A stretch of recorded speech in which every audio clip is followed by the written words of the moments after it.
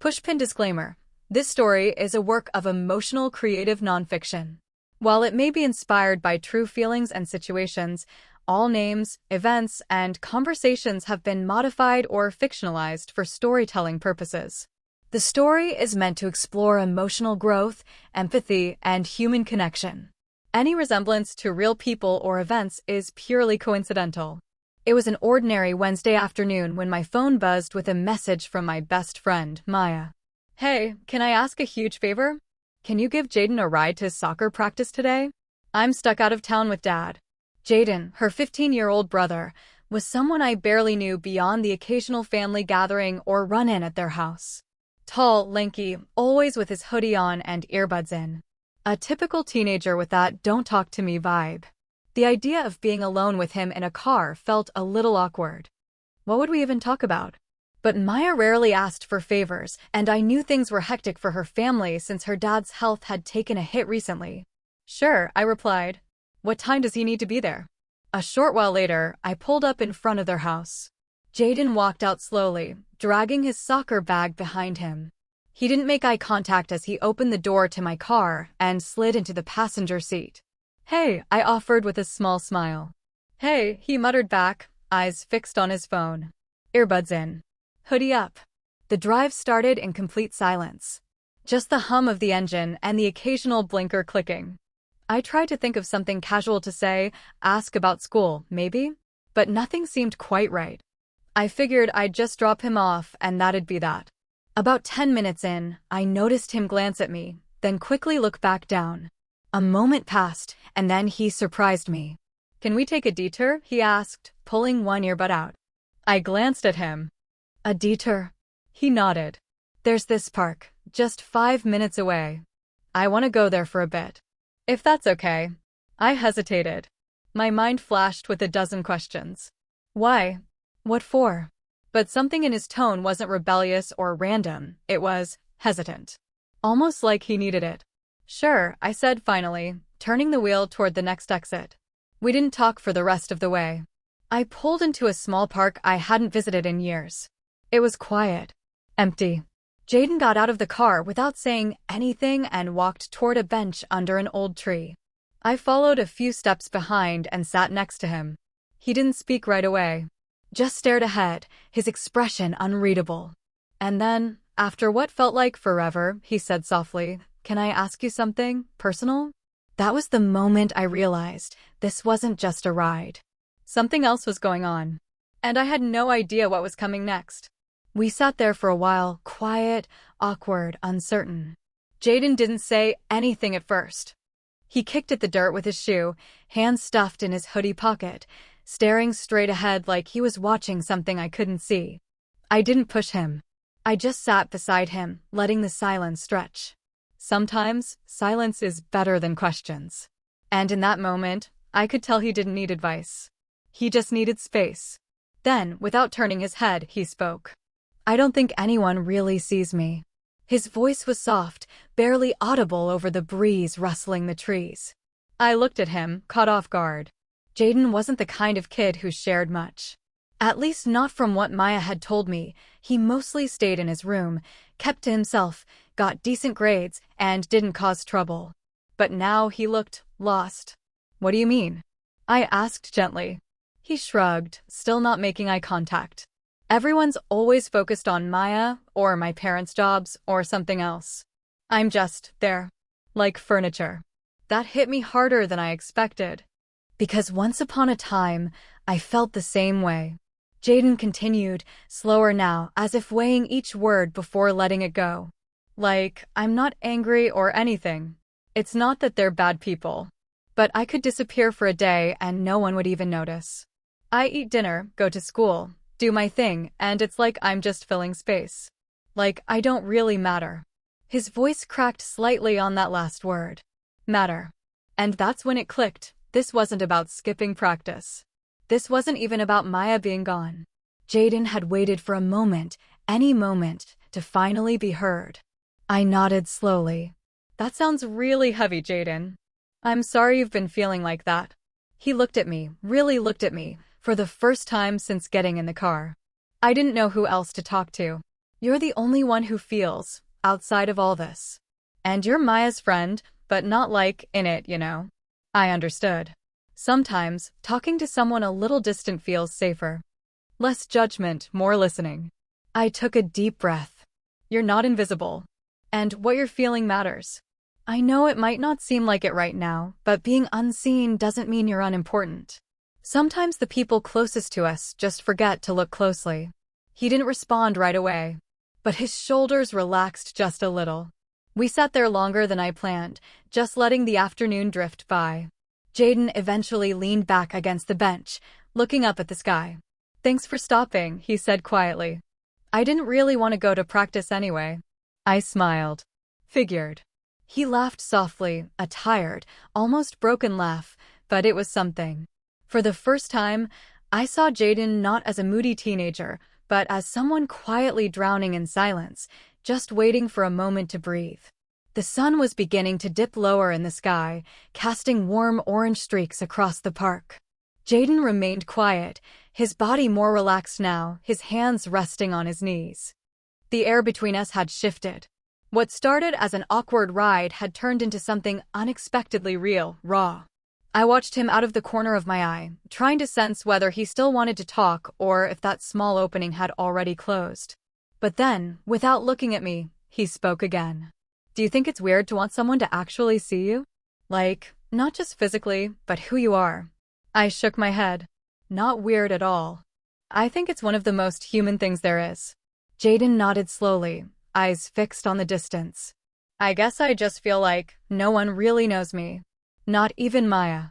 She's great and all, but she's always been the center, the achiever, the one everyone brags about. And I'm just kind of the kid brother who keeps his head down. His words carried a familiar ache, one I knew from my own younger days. I remembered what it felt like to be the quiet one in a loud family, the listener in a room full of talkers, the one who was there but not really there in anyone's mind. You know, I said after a moment, when I was your age, I used to walk around school and wonder if anyone would notice if I just stopped showing up. I felt like wallpaper, part of the room, but not the focus. It hurt. Jaden looked at me with something between surprise and relief. Maybe because he hadn't expected me to understand. Maybe because, in that moment, he realized he wasn't completely alone in this feeling.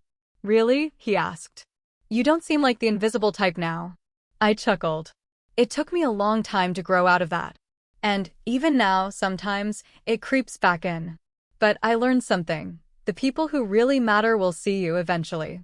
And sometimes, you have to help them look. He was quiet again, but this time it felt different, more thoughtful than guarded. He pulled a leaf from the bench beside him, crumpling it slowly in his hands. I think that's why I asked for the ride today, he said finally. It wasn't just about practice. I don't know. I hoped maybe you'd talk to me. Maybe I'd matter to someone, even if just for a few minutes. That line cut through me. You do matter, Jaden. Even if others don't always show it. I see you now. I hear you. His eyes met mine again, and this time, they weren't full of pain, they were full of cautious hope. And in that silent understanding, something shifted between us. The distance between two people who barely knew each other was shrinking, bridged not by forced conversation, but by honesty. What began as a detour was now clearly something more, a turning point. A moment I hadn't expected, but one I knew I had to honor. We sat there in that quiet little park, with the shadows of the trees slowly stretching longer as the sun inched down the sky. Jaden leaned forward, elbows on his knees, staring at the ground like it held answers he'd been searching for. When he spoke again, his voice was softer, more fragile. You know what's weird, he said. Sometimes I pretend I'm someone else. Just in my head. Like I'm a version of me that people actually care about. One that doesn't get forgotten when dinner's ready or when someone's talking about college plans. That confession hit me like a punch in the chest. I wanted to say something, anything, that would take that heaviness off him. But I knew better. This was his story to tell, his burden to share. My job was to listen. I'm always there, he continued, in the background. When Maya gets an award, I'm the one taking the picture. When my mom talks about us to her friends, it's always, Maya got into this program, or Maya is so talented. And I get it, she is. She works hard. She deserves it. But it's like there's no room left for me. He paused, his hands fidgeting with the frayed strings of his hoodie. Sometimes I feel like I have to screw up just to be noticed. Not that I want to, but it crosses my mind. My breath caught for a second. I had heard stories like this before, from troubled kids, from lonely teens, but it's different when it comes from someone you thought you knew. Even a little. Jaden, I said carefully, it's not your fault that people are distracted. And it's definitely not your fault that you're feeling this way. You're not less important just because someone else is in the spotlight. He shrugged. I know. It's just, it feels like no one has space for me. Even when I do good stuff, it's like, oh cool, Jaden, and then right back to whatever else is going on. Like I'm a side quest in their main story. That metaphor stuck with me. A side quest. He wasn't being dramatic, he was being heartbreakingly honest. I turned toward him, giving him my full attention. You're not a side quest, Jaden. You're your own story. And just because people haven't read your chapters yet, doesn't mean they're not worth reading. He looked down, a quiet smile tugging at the corner of his mouth. That's kinda cheesy, he said, but I could tell it landed. Cheesy, I agreed, but true. He nodded slowly. The silence that followed wasn't uncomfortable. It was the kind that settles in after something important has been said, something that can't be undone or ignored. And in that stillness, I could sense that Jaden had been holding this in for a long time. Not because he didn't want to be heard, but because he wasn't sure anyone would listen. But today, someone did. And that changed everything. As Jaden's words settled between us, I felt something shift inside me. His pain, raw and unfiltered, had stirred something I hadn't touched in years. His confession had peeled back a layer of my own past that I thought I'd buried long ago. I leaned back against the bench, staring up at the fading sky. The air had turned cooler, but I barely noticed. I used to feel like that too, I said, after a long pause. Like I was always in someone else's shadow. Jaden glanced at me surprised. Really? Yeah. My older brother was the one everyone looked up to. He was the honor student, the athlete, the guy who made everyone laugh at family dinners. And me? I was quiet, artistic, sensitive. People didn't know what to do with that. They didn't understand it, so they ignored it. Jaden listened closely. I could see it in his eyes. He wasn't just hearing my words. He was seeing me now, just like I had seen him. I remember, I continued, one time in high school, I won a small art competition. Nothing big, just a regional thing. I was so proud of it. I brought the certificate home and showed my parents. They smiled, said, "Good job," and then moved on to talk about my brother's football game. That was it. I let out a soft laugh, not bitter, but tired. It sounds small now, but it crushed me. I stopped drawing for months. Jaden was silent, eyes on the ground again. But he nodded. Slowly, like each word I said was helping him stitch something together in his own head. I guess, I added, when people don't see you for who you are, you start believing you're not worth looking at. He looked up. Yeah, exactly. I turned toward him again. But here's what I learned later. The world is full of people who only notice what shines the loudest. But there are also people who see the quiet ones. The ones who feel too deeply. And when you find those people, the ones who get you, you hold on to them. Jaden didn't respond right away. But there was a weight that had lifted slightly from his shoulders. I could tell. His jaw wasn't as tight. His arms weren't crossed anymore. I didn't think anyone would understand, he finally said. I thought maybe I was just being dramatic. You're not, I said firmly. What you're feeling is real. And it deserves to be acknowledged. He looked at me again, this time with something I hadn't seen in his eyes all day, trust. I'm glad you came today, he said quietly. Me too, I replied. And I meant it. Because in listening to him, I found a part of myself again. And in sharing my story, I gave him a glimpse of hope that maybe, just maybe, he wasn't alone. We both came to that park thinking it was just a detour. But it was turning into a crossroads. For both of us. The sun had dipped behind the trees now, casting long shadows across the quiet park. The air felt cooler, but it wasn't the kind of cold that urged you to leave. It was the kind that made you want to stay just a little longer, like something important hadn't finished yet. Jaden sat with his hands tucked between his knees, no longer fidgeting, no longer slouched. His body had shifted, subtly. Straighter. Steadier. Like some invisible weight had lifted just enough to let him breathe. I glanced at my phone. He was going to be late for practice. But I didn't mention it. Some things are more important than routines. You know, I said, I can't promise everything will change overnight. But I can promise something else. Jaden looked at me. What? I'll always listen. I don't care if it's about school or life or nothing at all. You can text me, call me, whatever. No judgment, no lectures. Just someone to talk to. His expression didn't change immediately. But there was something in his eyes, hesitation maybe. Or disbelief. Like he wanted to believe me, but years of feeling unseen had made him skeptical. So I pulled out my phone, unlocked it, and handed it to him. Put your number in. He took it slowly, typing his name and number with careful fingers. When he handed it back, I saved the contact and showed him. Jaden, always welcome, that's what I named the contact. His face softened. You don't have to do all this, he said.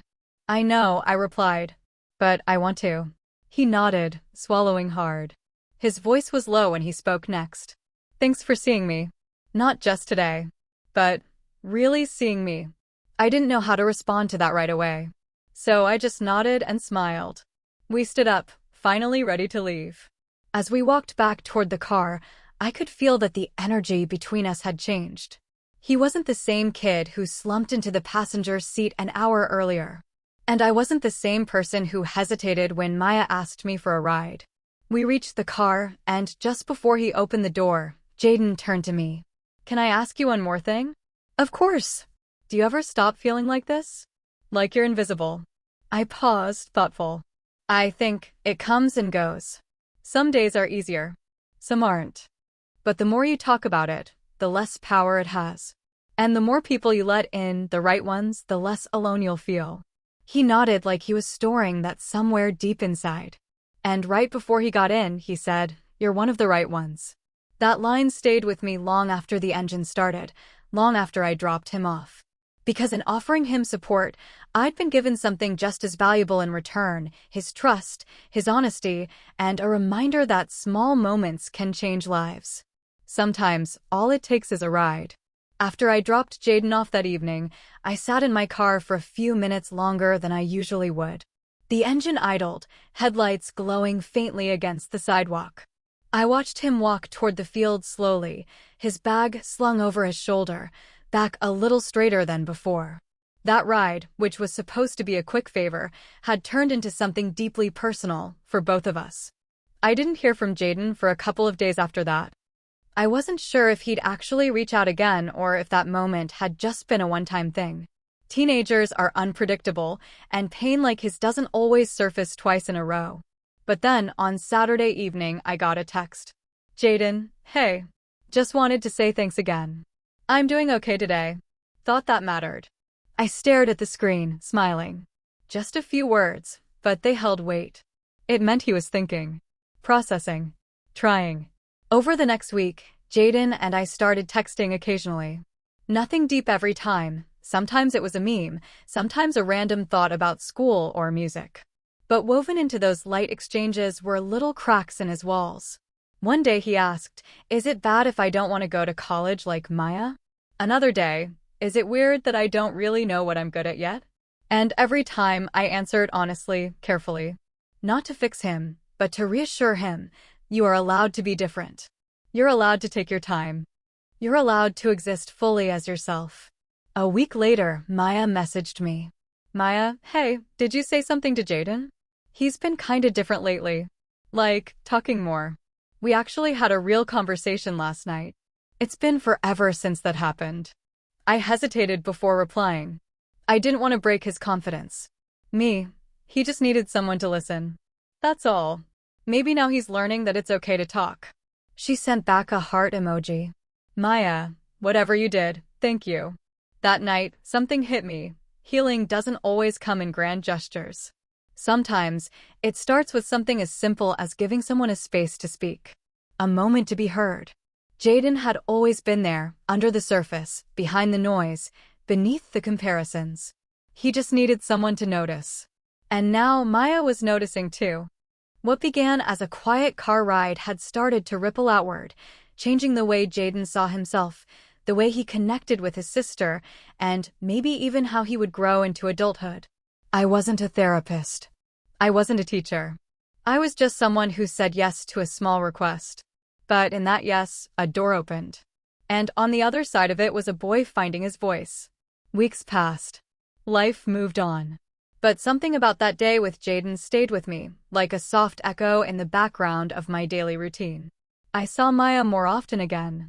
Her dad's health had stabilized, and things in their household returned to their usual rhythm. But Jaden wasn't quite the same. Not in a loud, dramatic way, but in subtle shifts. He started showing up differently. He spoke more during group conversations, even joked a little. He still wore his hoodie, still had that quiet teenager energy, but now there was a presence to him. A groundedness.